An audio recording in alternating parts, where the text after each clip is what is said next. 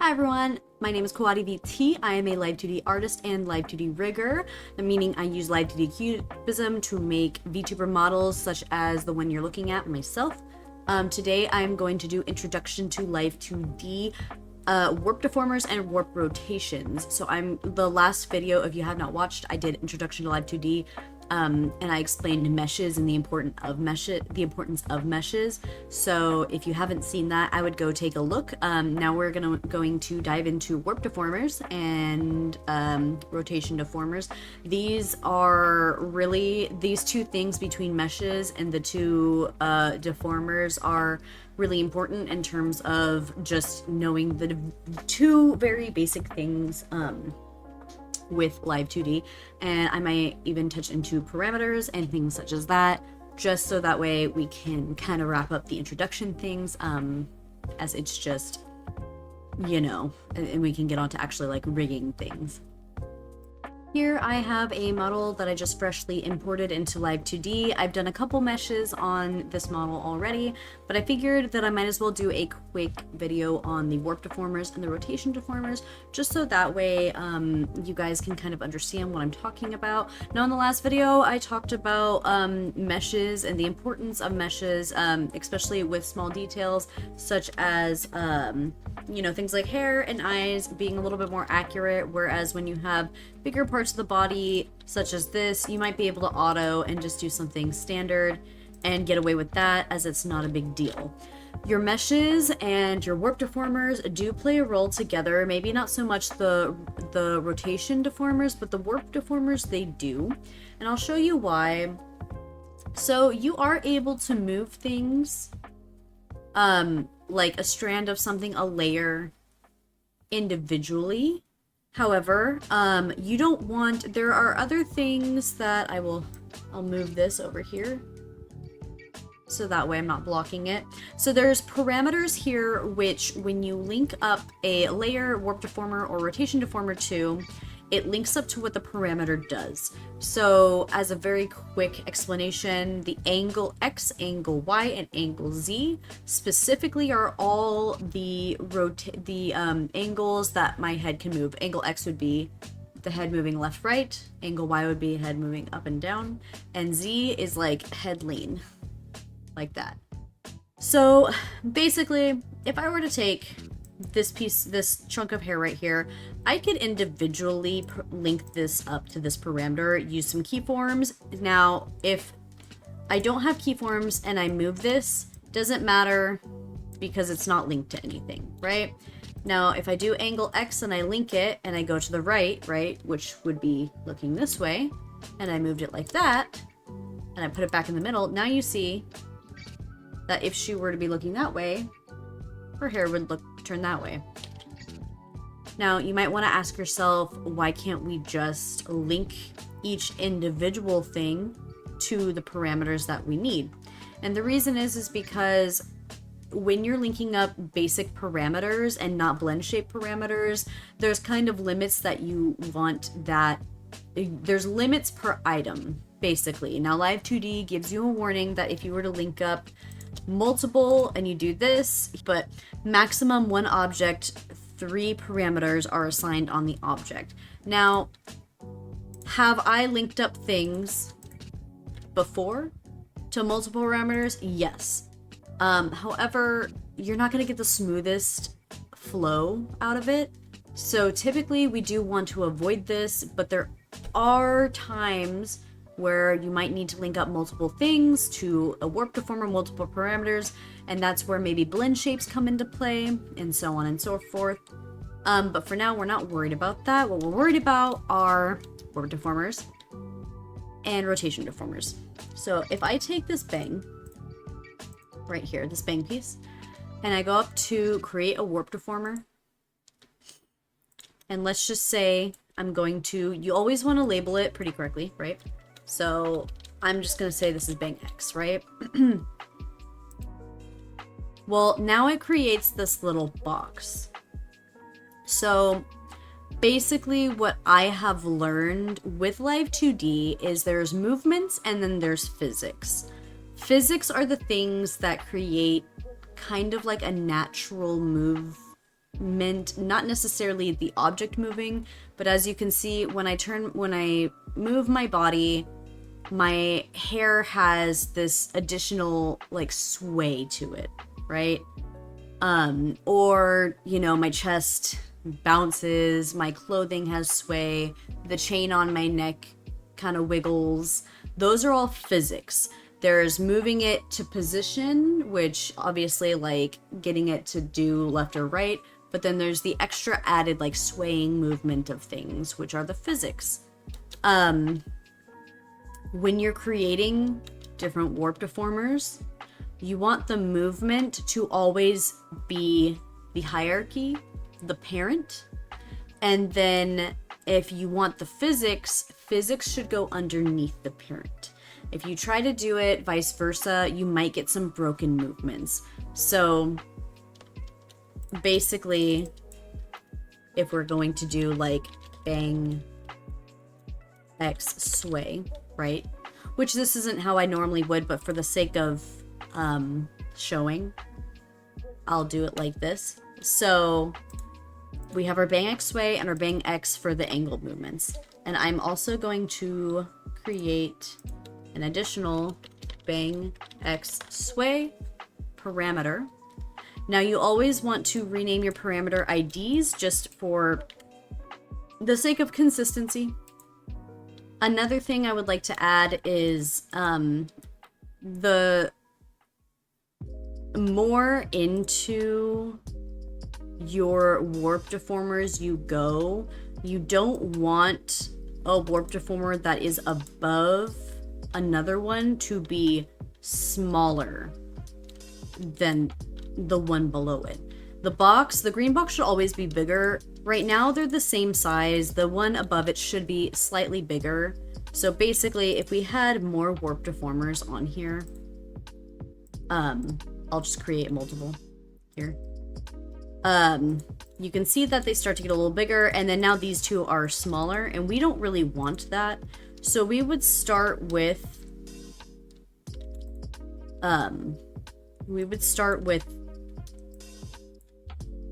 this base one, and you can actually, I always say the very first one should be as tightly wounded in here as possible.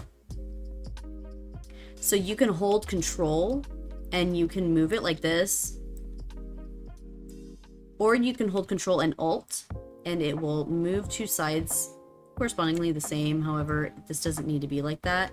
So whenever you do that, now if I click this one and I press control, you can now see the red binding box around, and that shows you the previous warp deformer, and it helps guide you into slimming it down without going and making it smaller than the previous box, right? So we can continue to do this.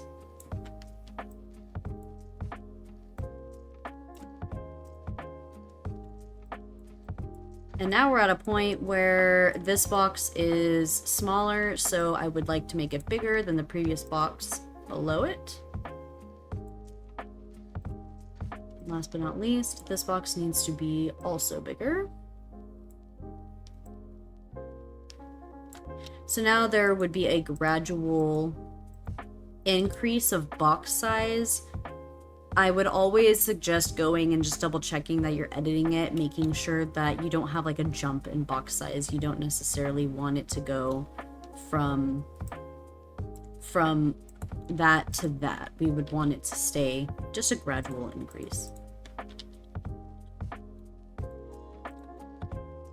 So I got rid of the 3 example warp deformers, but anyways, now that we have this, you can see that there are these little boxes inside, and what that does is it's going to kind of group certain parts of the mesh together within that box of the warp deformer.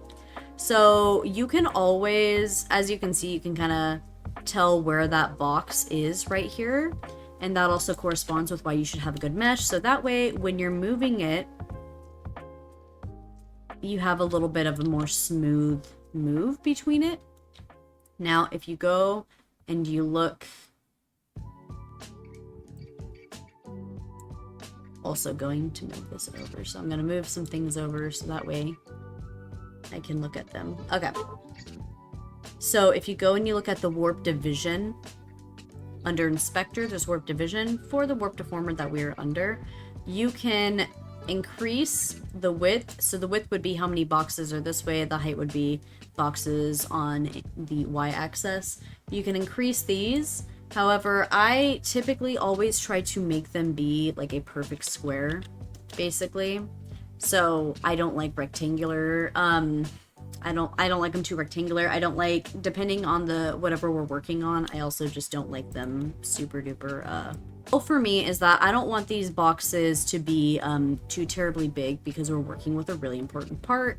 It may matter a little less depending on what specific item you're working on, but for something like the hair, I would want it to be, you know, a little different. So now you can see it's controlling a little bit more. It's going to be a little bit more precise rather than when they were bigger. It was a little less precise.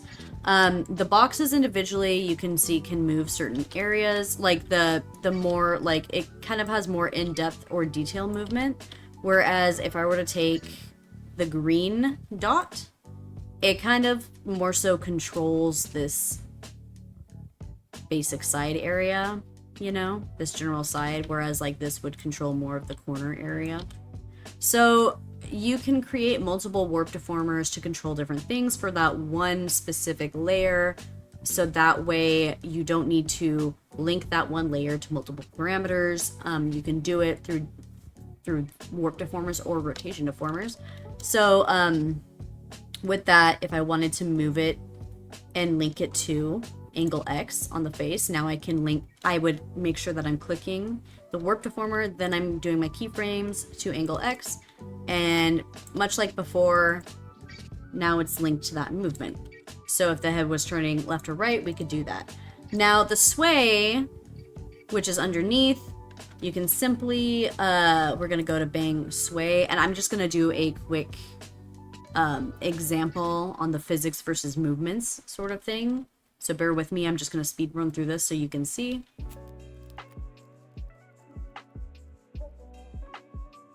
Now this isn't like the best movement in the world. Obviously, I wouldn't make it look like this, but just for the sake of it for the video. Also, you could see that I didn't really mess with the warp division numbers. If I were to do that now, keep in mind you don't always want to super duper increase it a whole bunch. Like, the more you have warp divisions, the harder and heavier the file can start running if too many things are crazy. So I try to keep in mind what's important to be bigger, much like the meshes, right? If you have too many intense meshes, it makes the file really hard to run. So keep it for stuff important, but now whenever we do this, it looks a little bit better. So I'm just gonna create a physic, which I normally you wouldn't have one parameter for a single physic, just depending on what it is, but I'm just going to create one just to show the sway of it. So you could see, like, if the model was moving their head left and right, the hair is technically bound to the movement of left and right, so it's following it.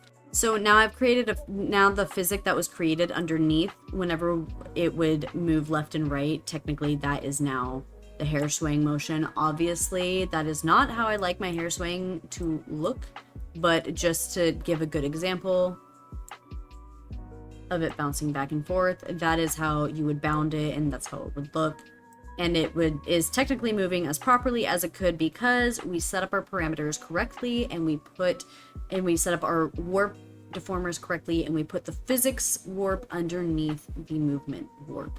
That is the difference between the movement and the physics. Now, another thing to note is, and I keep mentioning rotation deformers.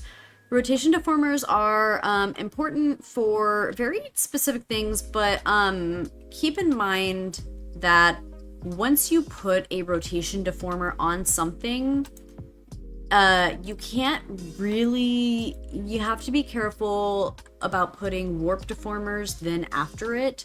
Rotation deformers go on top of warp deformers. They don't go underneath. They don't work well. I've tried. So to give an example, I'm gonna just do a rotation deformer for this. And now if you see the bang sway, it doesn't look the same. You can see how it's not really acting the same, right? It's not really curving the way I had it. Even between the left and the right might look a little bit the same, and that's only because it's a very basic movement. But curving things, because we have a rotation deformer underneath it, it's messing with the deformer. See, now that rotation deformer is gone. So the general rule of thumb is you want your rotation deformers, if you use them on top of your warp deformers, you don't really, unless you're going to do very simple, basic, like very basic movements afterwards, but you don't put physics on top of rotation deformers because it will not work. And so you have to be very careful with how you place your deformers. So basically at this point, what I would do if I wanted it to be different, or I wanted it to I wanted to adjust it to maybe angle Z with the head lean, then I can make a rotation deformer for the head lean. I'll just name it Z. And now that it's on top of it, I can adjust it over here. And I normally like to just move the kind of dial here in the direction of, where that piece is kind of facing. So I could now move it. This is a way to get things to move in a very simple kind of I wouldn't know what to call it, bending it, twisting it in a certain way. So this can be really beneficial just depending on what you're using. Typically, after you've done all the face movements and everything, what I would do is I would go in face movements for X and Y. I would go in with a rotation deformer for the angle Z, and I would just attach every single part of the head that has already been rigged on top of that, knowing that I wouldn't want to put it on individual pieces. There's not many times where I can honestly say it would work well with an individual piece. I would typically always say that when you're bunching things together, it would work really well. But as an individual piece, for something like the hair, I just don't think it would work all that well. But now I can show you that our sway is not affected with the rotation deformer on top. These are just two tools that you can use, that you should be using throughout the process of rigging on helping with movement. But it is very important. I didn't realize the issues with rotation deformers, and warp deformers and their placements until a lot later. It's kind of something that sometimes can go unspoken, that there are specific placements that you have to use for warp deformers, or it can really mess things up. So just remember that when you're using a rotation deformer, try to always put it on the top between on top of a warp deformer, and then you would put your warp deformer for movements and movements only, not physics. Physics go last always, and that's how you're gonna get your model to work more properly. If you mix up that if you mix it up, it's not gonna work well. Eventually you're gonna find something that might break. It might not break every single time, but it would break on occasion, and you'll sit there, scratch your head wondering why, and that is the reason why. I hope that clears some things up for people that were wondering what the warp deformers and rotation deformers are. I know it's if you've already done live 2D, it's already a very basic step. Clearly, if you've done live 2D, you most likely know what they do, but if it helps, if there's anything in that you can take that you didn't know about, then I'm hoping that can help somebody out. But if you're new to live 2D,